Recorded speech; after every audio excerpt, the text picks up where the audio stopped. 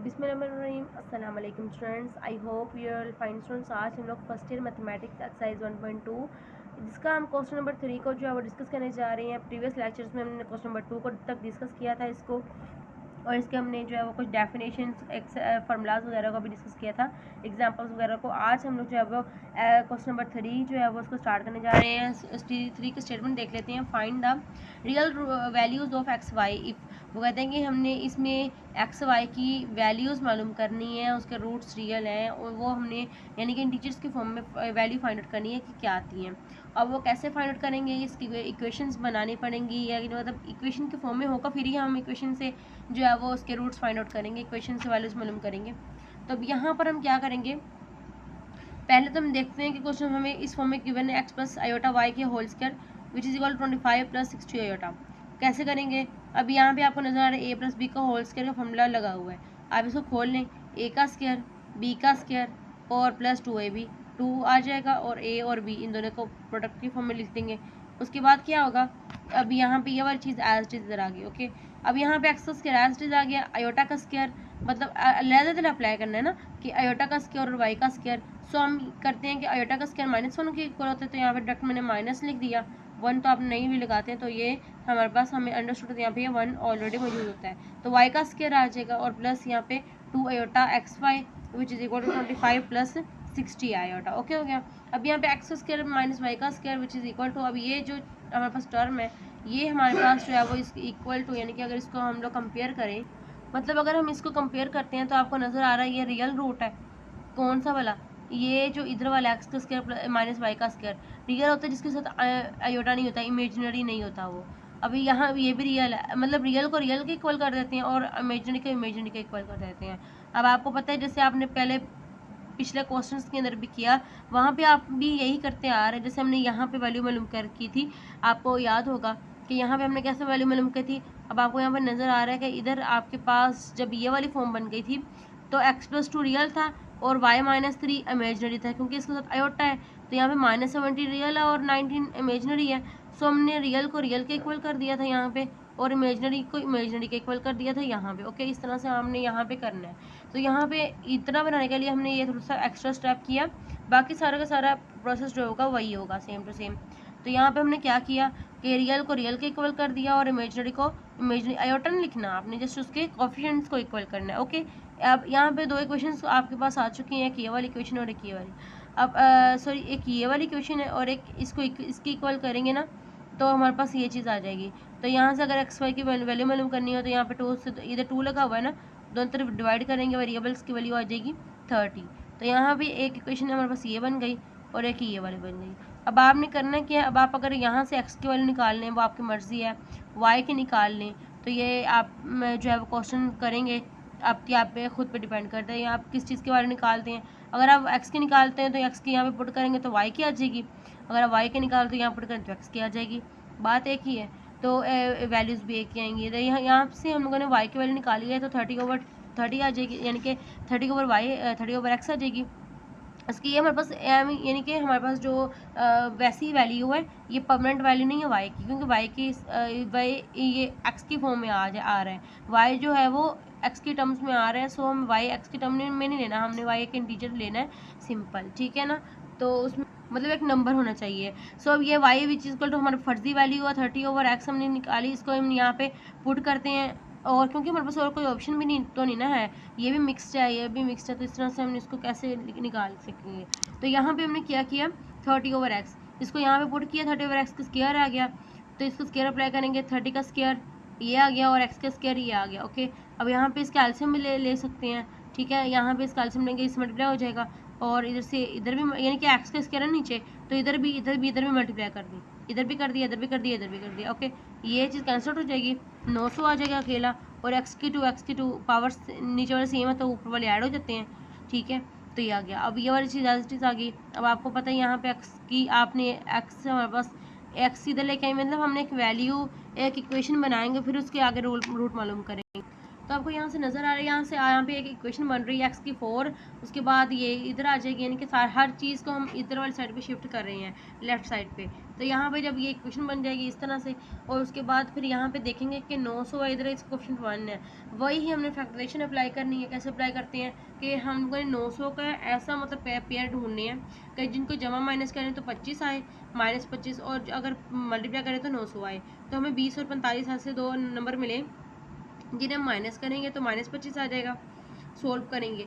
और अगर हम इसको मल्टीप्लाई करवा देते हैं तो 900 आ जाता है। तो हम इसको लिखेंगे, और यहाँ इसको नहीं लिखना, फिर इन दोनों को लिखना है इसकी जगह पे, और जोड़े बना देंगे आपस में। जोड़े बनाने के बाद मैंने क्या कि यहाँ से कॉमन निकाला एक्स का स्क्वायर, और यहाँ से कॉमन निकाला 20। तो ये मेरे पास जो वो सेम ब्रैकेट्स आ गए, मतलब मेरा क्वेश्चन जो वो ठीक है। तो मैंने इसको एक जो है वो 1 टाइम लिखा, और उसके बाद X square plus 20 second time. उसके बाद किया X square minus 45 which is equal to 0, X square plus 20 which is equal to 0। X के वाले निकालेंगे तो दूसरे शिफ्ट हो जाएगा 45, और ये भी दूसरे हो जाएगा -20। स्क्वायर रूट अप्लाई करेंगे, ठीक है, x which is equal two plus minus 45 का स्क्वायर रूट। यहाँ पे ये वाली चीज़ है, मतलब एक्स की वैल्यू आ गई हमारे पास ये वाली चीज़ें। यहाँ पे पॉजिटिव है, यहाँ पे नेगेटिव है, मतलब स्क्वायर रूट के अंदर वैल्यू यहाँ पे पॉजिटिव है, और यहाँ पे 20 के साथ जो है वो नेगेटिव है। तो जब नेगेटिव होती है तो यहाँ पे पता है अड्डा की फॉर्म में चेंज हो जाता है, ये वाली चीज़ तो ऐसे ही रहेगी।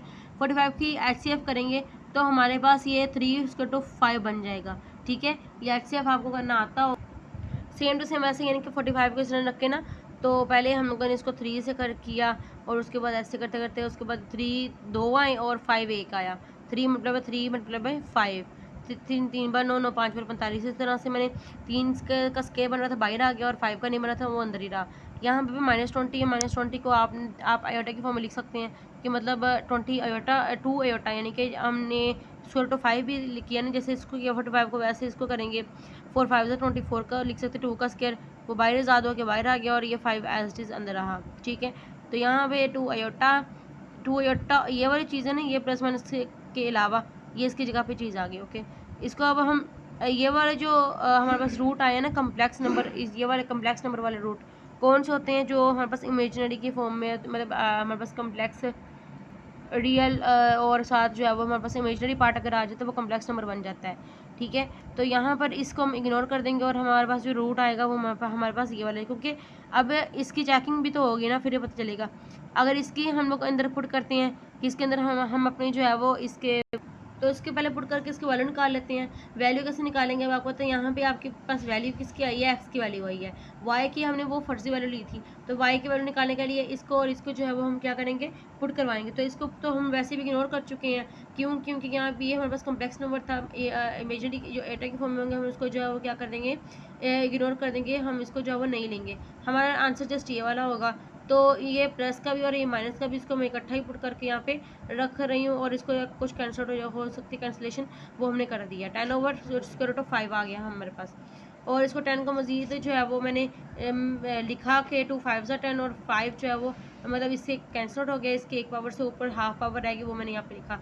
आप इतना भी कर सकते हैं, इनफ है। अब इसका फर्स्ट पार्ट मैंने करवा दिया है, और उसके बाद सेकंड पार्ट जो है वही आप खुद करेंगे, सेम टू सेम वैसे ही 4 स्टेप्स पे है, यही बिल्कुल एज इट इज़ आपने इसको फॉलो करना है जैसे हमने पहले किया है। एक्स प्लस आयोटा वाई का स्क्वायर, इसको स्क्वायर खोलेंगे, स्क्वायर खोलने के बाद आप इसको थोड़ी सी सिंप्लीफाई करेंगे, इसका रियल के इक्वल आ जाएगा, और इमेजनरी के इक्वल आ जाएगा।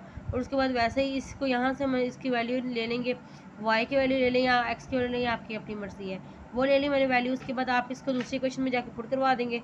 पुट करवाने के बाद वहाँ से इसको सिंप्लीफाई करना है, एलसीएम लेने के बाद यहाँ पे इक्वेशन बन जाएगी। इक्वेशन को अपने रूट्स ढूंढने हैं। 75 और 72 और 8 रूट आ गए हैं इसके, तो उसको हमने ढूंढा, और यहाँ पे हम लोगों ने इसके जो है वो कॉमन निकाले। कॉमन निकालने के बाद हमारे पास जो है वो ये चीज़ इक्वल्स टू 0 है, इन दोनों का प्रोडक्ट, तो मैंने इनको अलग इक्वल टू 0 कर दिया। यहाँ से एक्स की वैल्यू निकालने के लिए दूसरे जाएगा, इसका रूट अप्लाई कर लिया जाएगा दोनों तरफ ही, दोनों साइड्स में ही।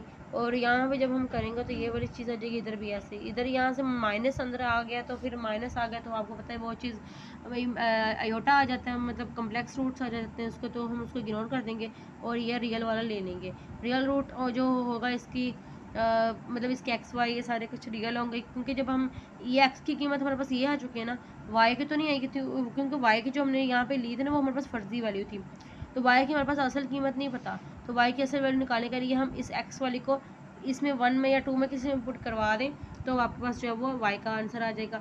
ठीक है, तो ये हमारे पास जो है वो वाई का आंसर आ गया।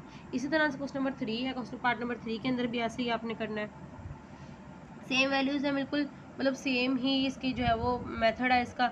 और उसके बाद क्वेश्चन नंबर 4 है। अगर यहाँ से कोई कन्फ्यूज़न कोई भी चीज़ कोई डाउट क्लियर ना हो आपको, तो आप वो लाजमी कमेंट सेक्शन में पूछिएगा, मैं आपको इंशाल्लाह लाजमी गाइड करूँगी।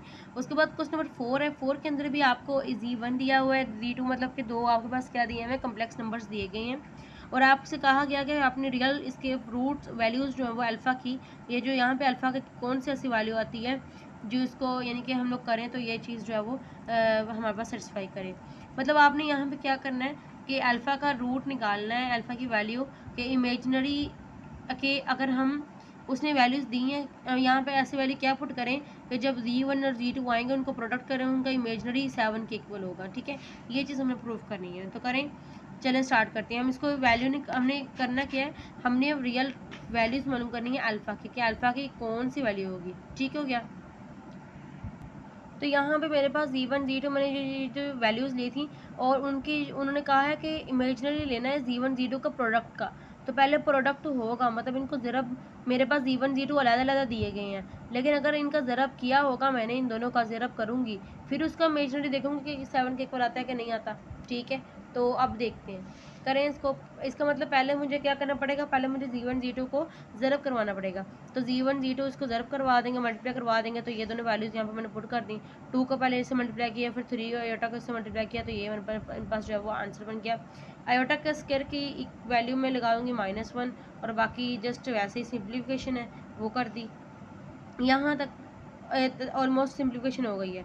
ये इसको मैं तरतीब वाली, इसको 2 3 अल्फ़ा और उसके बाद ये वाली इमेजनरी। तरतीब का मतलब क्या है, पहले मैं रियल रूट्स लिख दूँ, फिर उसके बाद मैं इमेजनरी लिख दूँ। मतलब रियल इसमें 2 है और 3 अल्फ़ा भी रियल है, दोनों को रियल को मैंने इकट्ठा कर दिया और ये इमेजनरी एक साइड पे आ गया। अब नेक्स्ट क्या करूँगी, नेक्स्ट मैं यहाँ पर यहाँ पर जो है वो रियल है मेरे पास और ये इमेजनरी है, तो अब आप देख सकते हैं कि यहाँ पर जो है वो अगर उन्होंने यानी कि अपन गिवन के मुताबिक क्या पूछा हुआ है, क्या कहा हुआ कि Z1 Z2 का जब प्रोडक्ट कर लिया है तो इसका रियल उठाएं, उसको 7 के बराबर रखें। क्या करें, उसका रियल पार्ट उठाएं, उसको 7 के इक्वल रखें। तो यहाँ पर इसका रियल देखें, ये इसका रियल है और ये इसका इमेजनरी है, तो उसमें उन्होंने मुझे कहा कि इमेजनरी उठाएं, इन दोनों का प्रोडक्ट करें, इमेजनरी उठाए विच इज़ इक्वल टू 7 है। तो मैंने क्या कि इन दोनों का ज़रब कर दिया, मैंने कि इन दोनों का प्रोडक्ट कर लिया। प्रोडक्ट करने के बाद मेरे पास ये वाली आ गई, ये वाली। ठीक है, ये वाली लाइन आ गई। तो अब मैं नेक्स्ट क्या करूँगी, इनको नेक्स्ट मज़ीद जो है मैं इनको इनका इमेजनरी पार्ट उठाऊंगी। मतलब आपको पता है 2 + 3 आयोटा अल्फ़ा इसका जो है वो कौन सा रियल पार्ट है, और इसका इमेजनरी पार्ट कौन सा है, -2 अल्फ़ा + 3, क्योंकि इसके साथ आयोटा लगा, इसका कोएफिशिएंट उठा लूँगी और उसको किसके इक्वल करूँगी, ये तो मैंने उठा लिया है ना, ये चीज़ है ना, इसको इक्वल करूँगी 7 के इक्वल, तो मैंने 7 के इक्वल कर दिया। तो यहाँ से अल्फ़ा की वैल्यू कैसे आएगी, +3 उधर जाएगा -3, 7 - 3 हो जाएगा -4, और यानी कि 3 - 7 होगा ना, तो 3, और उसके बाद यानी कि अगर ये इधर आ जाएगी उधर चले जाए, अगर इसको उधर लेके जाना चाहते हो तो 4 आ जाएगा, 4 के बाद उसको माइनस से इस माइनस से मल्टीप्लाई करवा दें या डिवाइड करवा दें, तो यहाँ से अल्फ़ा की वैल्यू आ गई -2। ठीक हो गया, तो अल्फ़ा की वैल्यू क्या आ गई, यहाँ पे -2 आ चुकी है। तो स्टूडेंट्स क्वेश्चन नंबर 5 जो बिल्कुल ऐसे ही जैसे क्वेश्चन नंबर 4 है, बिल्कुल एज इट इज़ है। आपको Z1 Z2 की वैल्यूज़ दी गई हैं, आपको बताया गया कि अगर इन दोनों को माइनस करें ना, इन दोनों को माइनस करें तो ये इसके इक्वल रखना है। ठीक है, और इनको प्लस करें तो इसके इक्वल आए। अब आपने करना क्या है, फिर उसके बाद यहाँ से हमने वैल्यू निकालनी है एक्स की, वाई की और ए की और बी की। जैसे वहाँ पे अल्फ़ा की निकाली थी ना, यहाँ पे इन चारों वेरिएबल्स की वैल्यू निकालनी है। कैसे, पहले उन्होंने कहा कि इन दोनों को प्लस करें, प्लस कर दिया, ये ठीक है ना, मतलब इनको प्लस करें तो ये, और माइनस करेंगे तो ये वैसे भी यही आता है। अगर आप इनको करके देखें ना तो ये वाला आ जाएगा बाद में, यानी कि इनकी वैल्यूज़ भी वाई और एक्स से और इनकी निकाल लें, उसके बाद इसको पुट करें तो यही आ जाए।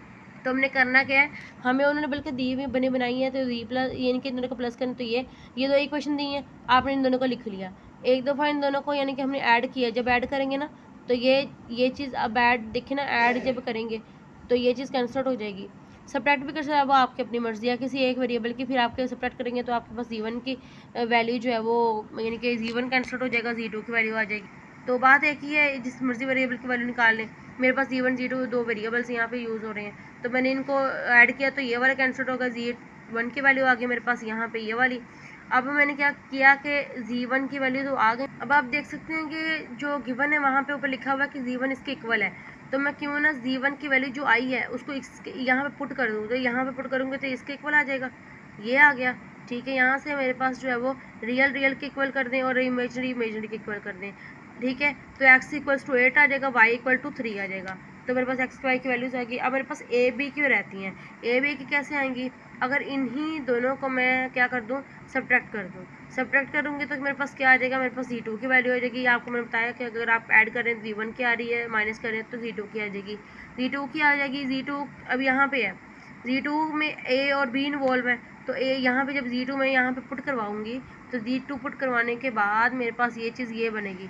अब रियल के इक्वल और इमेजनरी के इक्वल करेंगे, a equals to 2 b equal to 1, क्योंकि यहाँ पे क्वेश्चन 1 है, अंडरस्टूड है, इसके साथ 1 मौजूद है। तो इसका मतलब a और b की वैल्यूज़ भी आ गई और x और y की वैल्यूज़ भी आ गई। आई होप सो कि आपको अंडरस्टूड हो चुका होगा, अंडरस्टैंड हो गया है ये वाला भी क्वेश्चन। और उसके बाद हम नेक्स्ट वीडियो में इंशाल्लाह क्वेश्चन नंबर 6 और 7 वगैरह इससे ऑनवर्ड सारे क्वेश्चन को डिस्कस करेंगे। तब तक अल्लाह हाफिज़, तो हमें याद रखिए।